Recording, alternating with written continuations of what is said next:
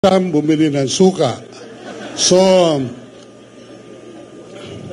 para sa mga nabudol, nais kong iatid sa inyo ang dati nating mahal na Pangulo, Rodrigo Roa Duterte.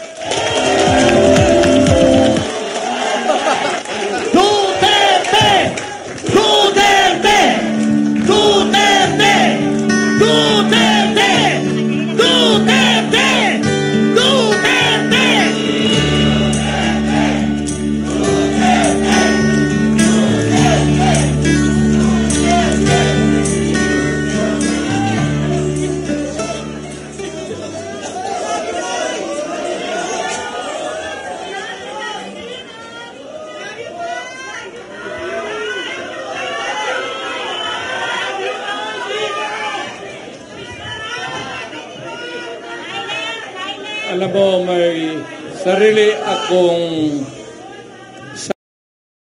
subject matters sa isip ko papunta dito. Problema, I just been handed baka ito at ating plataforma, dito na lang tayo rin susunod. Baka ito yung mga issue na malapit sa tao, sa kanilang kahirapan o sa puso nila.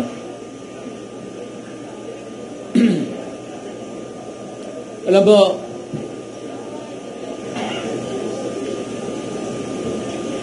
I would like to I do not want to criticize anybody.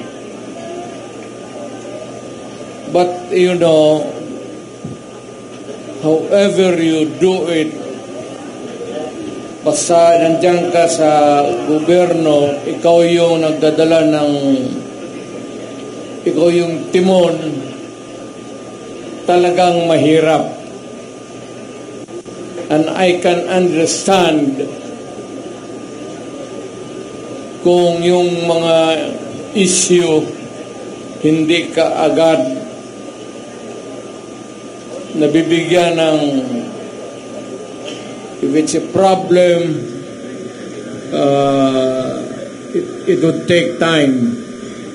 But apparently, itong sa panahon na ito, ay yung mahina ang dating. That is why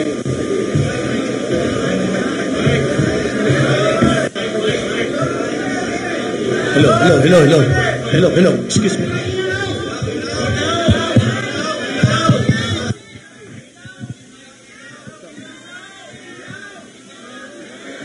Check.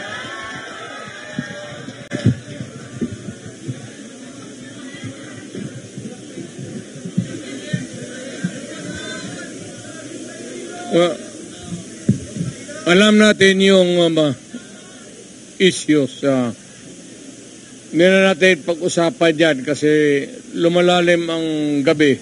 Alam ko kanina pa kayo. Basta dito, ang gusto ata ang plataforma na sasabihin. Mas malakas.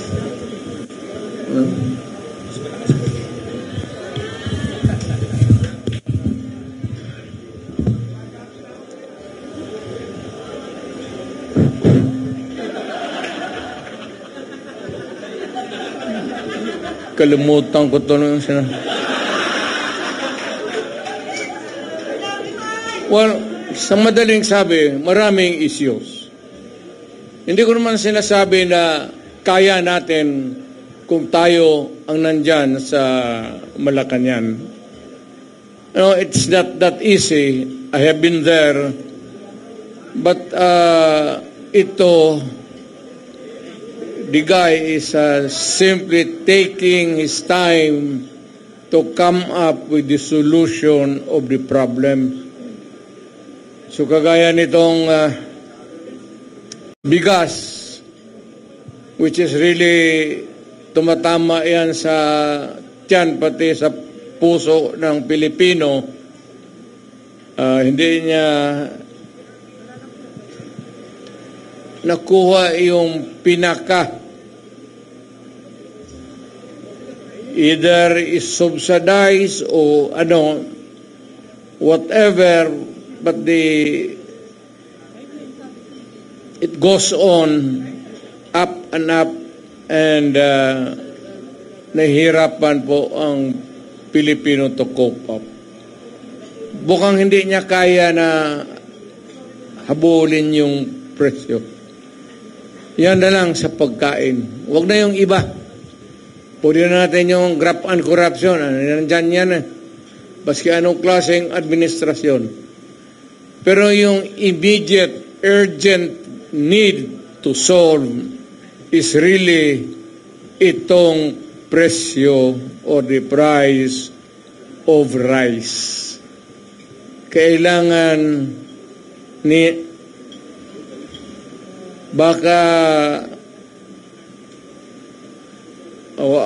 ako kung sa panahon ko, sinasabi ko, total, we are endorsing the candidacies of so many bright Filipinos dito sa atin.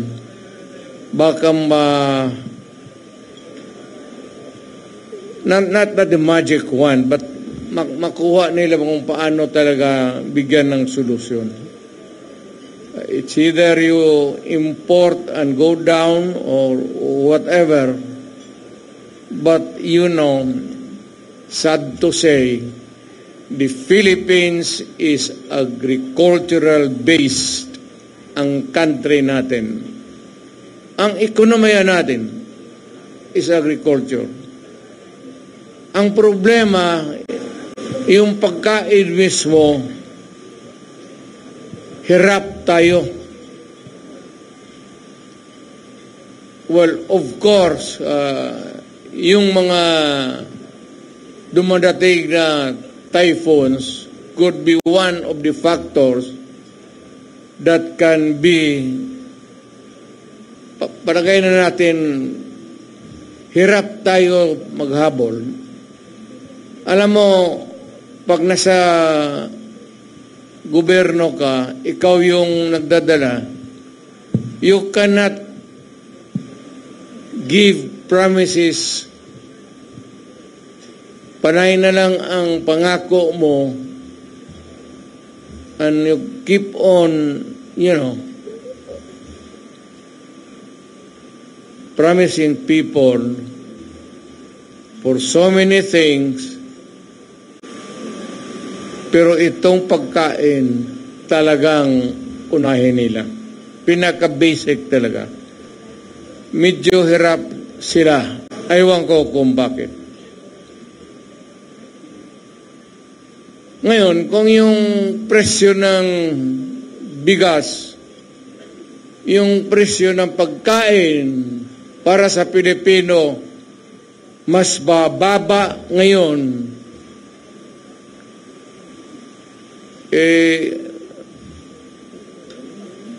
noong panahon na umupo si Presidente, kung mas mababa ang presyo ngayon ng pagkain, iboto natin yung mga kandidato niya. Nakikita mo naman, talagang almost hindi na kaya. Hindi kaya ng tao. Ngayon, kung mas madali maghanap ng trabaho ngayon sa panahon niya, then doon ka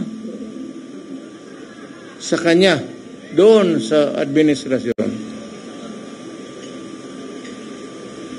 Kung sa panahon na ito, kung pante ka na maglakad, na walang takot, nakakapagpasyal ka, baski saan,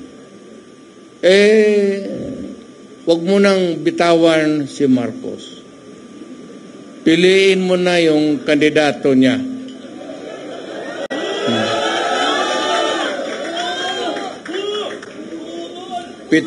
Pero pag sinasabi ko yung pag nagsasalita ako, gumaganyan ako, ibig sabihin, ito yung kapalit.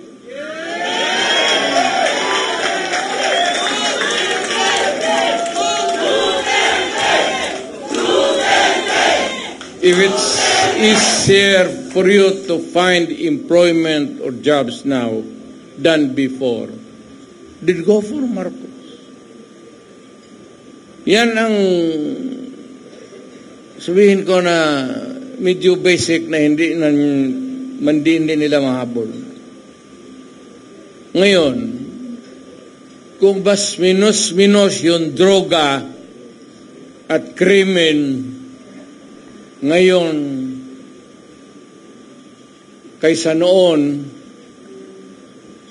panahon niya, pag-upo niya, naabutan pa niya yung, yung pinapairal natin na law and order, kung kaya niya ito, kung kaya niyang putang ina.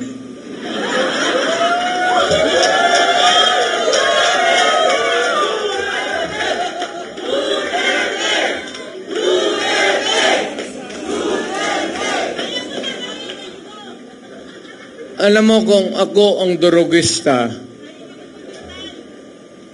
kung may gano'n ako, at bakit sa utak ko, bakit hindi? Total, kasama ko naman sa presidente sa hit-hitan. So, yung baski yung mga pulis, pati military, medyo ano sila? Because of the incongruity. Hindi magkasya eh. Meron isang presidente na talagang bangag.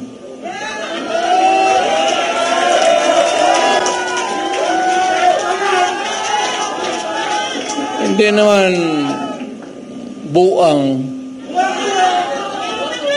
pero yung bisyo ng droga, long term yan.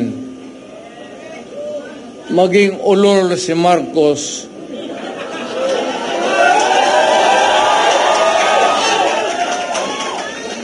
kung maybe constant use of heroin,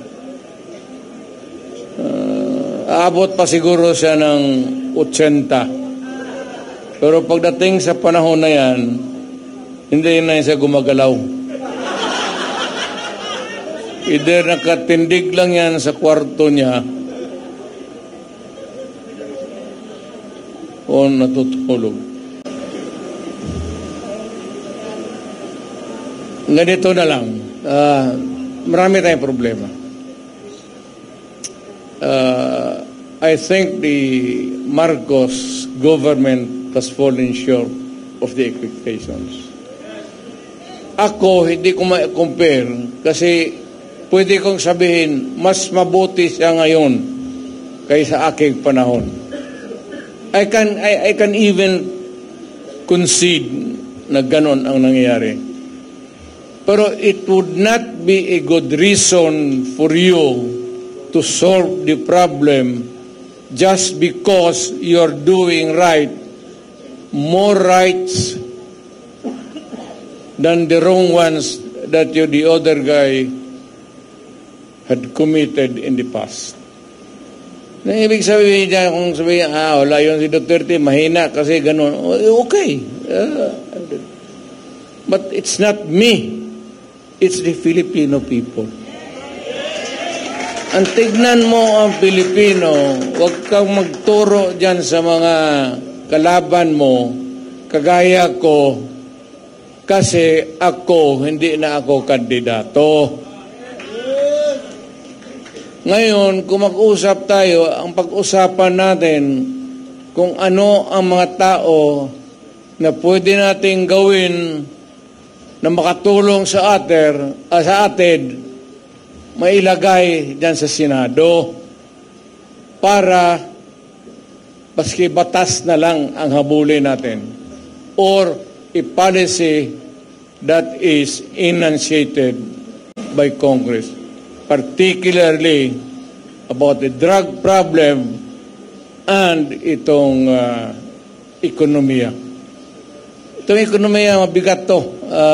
Walang bright dito. But at least naman yung sabi ko pagkain, sana mahanapan nila ng paraan. Talagang tumataas eh.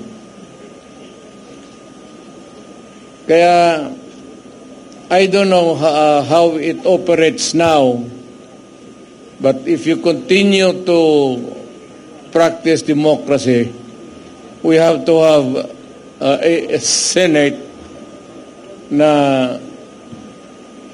kailangan nandyan even to persuade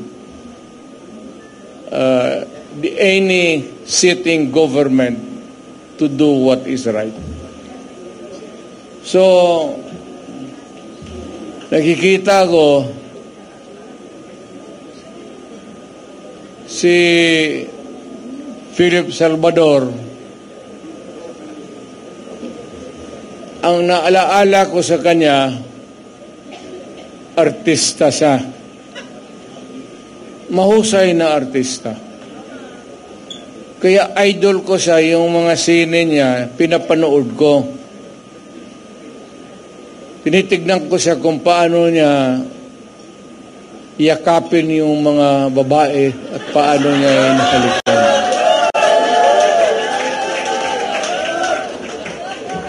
Well, aside from the fact that I know he would make a good senator, yun ang ang naalaala ko sa kanya na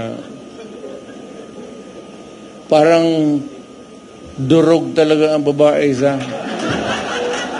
yakap at pagmamahal. Now we have Atty. Rodriguez. Galing yan sa administration. Alam mo, mag-isang tao, importante talaga to. Importante ito. Baski kami, alam namin, baski yun ang nakakilala sa akin personal. Importante ang tao na may prinsipyo. At ang isang nakita ko na Pilipino na may prinsipyo na umalis sa trabaho niya because the dynamics of the position of which he was there in Malacanang was no longer right. He chose to make the decision. At nakita ko, as a matter of, hindi naman kailangan sabihin niya, but nakita natin, as a matter of principle, importante talaga yan. Atty. Rodriguez.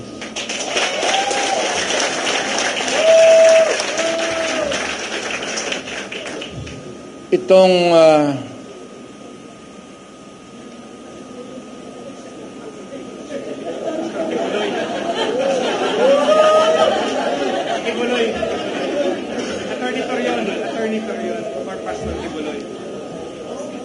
para ka kay Kibuloy? Representative. Sana. Si Pastor.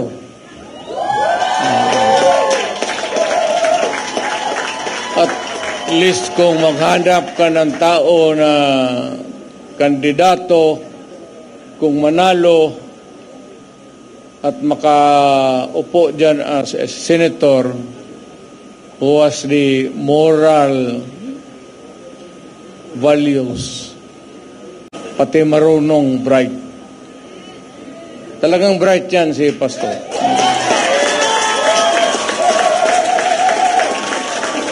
Hindi lang ninyo na rinig kasi pastor ang sinasabi, yung ganon, ang mga apostoles, ano ba naman itong alam, apostoles, ngayawa. Dito tayo sa politika ito eh. So, si Pastor Kibuloy para sa Senado.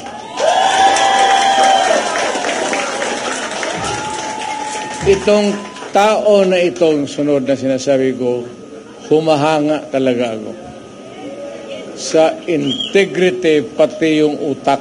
Abogado, pareho kami abogado eh.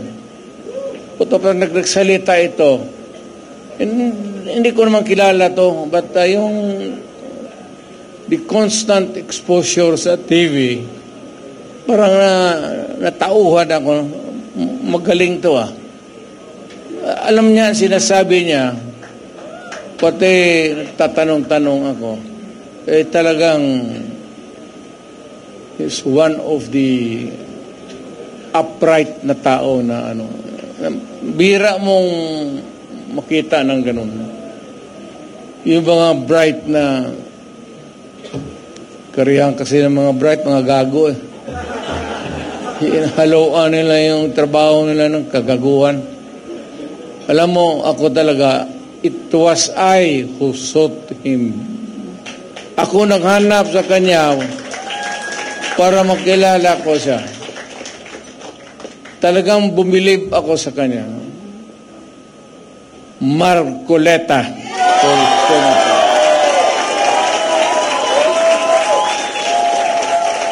Totoo yan, sir. Hindi kita binumo. Alam niya, hindi niya. Nung lumapit ako sa kanya, sinabi ko, Sir, believe ako sa iyo. Diretso. Alam niya. Alam talaga niya. So, kailangan natin sa Senado. Ngayon, marami kasi sila, ano dapat ang gawin natin? Patayin natin yung mga senador ngayon para mabakante.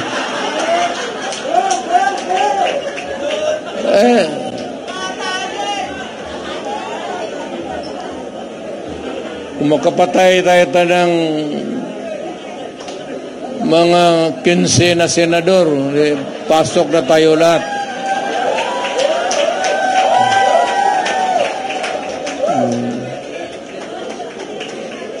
Okay. Pero kawawa naman. Pero nakakainis kasi hindi naman lahat. Pero sabi nga, talking of opportunities, the only way to do it is to pasabugin na lang natin yung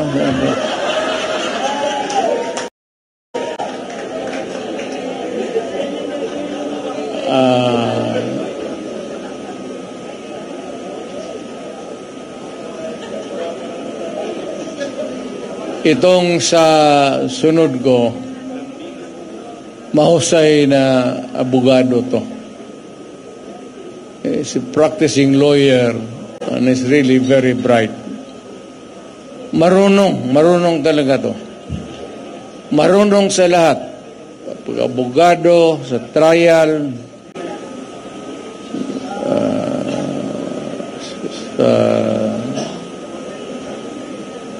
maybe sa social life niya,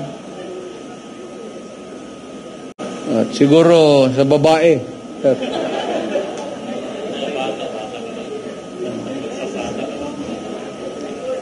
Huwag mong kalimutan yan, sir, kasi yan ang pagpapabata talaga sa iyo. Totoo yan.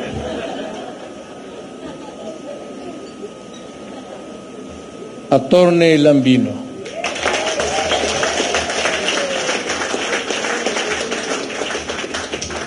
Hindi ko na kailangan. Siya dapat magpakilala sa akin. Baliktad. Hindi ko na kailangan ibandera. Kasi ako mismo gusto ko na siya ang mag-introduce sa akin pabaliktad. Hanga talaga ako nito. Noon siguro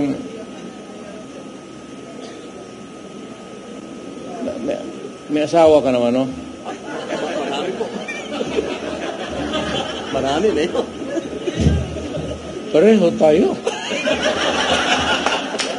Kaya ka nang kalitsi-litsi ang buhay na.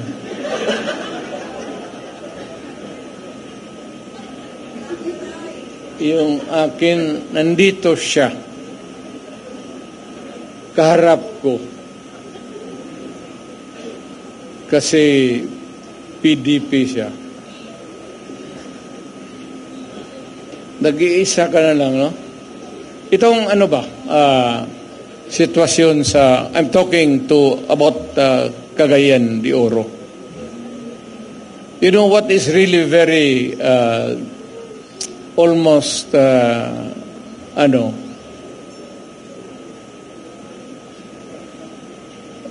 sad,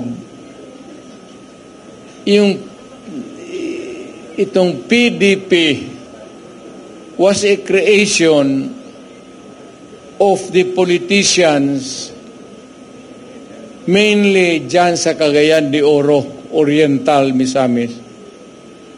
Dyan, ako naging PDP na presidente ako. Alam mo, sa totoo lang, what is very shocking to me, really, hindi naman sa pang-ano ha, hindi ako nagpapatawa. Alam mo, walang PDP doon sa Cagayan. Mag-isa na lang. Si Councilor Balaba. Tumindi ka nga.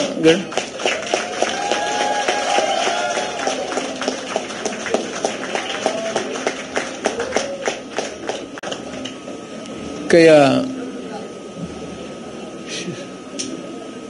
kailangan alagaan natin ng husto ang political ang wala ng PDP doon. Siya na lang, babae pa. Mabuhay ka, Girly Balaba.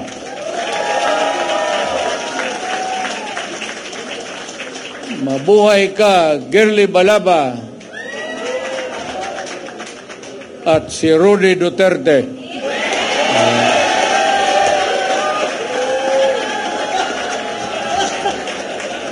Wala mang Malaysia yan. Gusto mo, idagdag din yung mga pangalan ninyo. Sino? Girly Balaba. Sino? Tas kamay. Huwag na. Tama yan. Huwag na kayong mag-ambisyon.